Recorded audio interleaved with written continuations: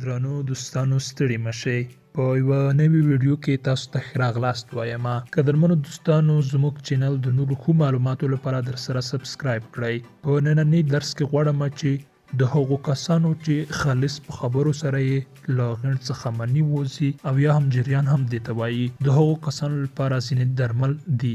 لومړی جریان دې ته وایي چې په غیر ارادي ډول مني ووځي او د ناروغۍ د نړښت له امله وینه هم ځینې وخت وتلی شي. دا هغه وخت دی چې ناروغ ځان د مرګ کندې ته رسولی وي. د دې لپاره درمل اول سفوف ثعلب 3 ګرامه د څملاستو پر وخت له شودو سره، دوهم سفوف مولف 3 ګرامه د څملاستو پر وخت له شودو سره، دریم کشتا کلعه 250 ملي ګرامه له 6 ګرامو معجون طلب سره د څملاستو پر وخت له شودو سره، څلورم معجون اسپند سوختنی 6 ګرامه له شودو سره معجون طلب سره د څملاستو پر وخت له شودو سره.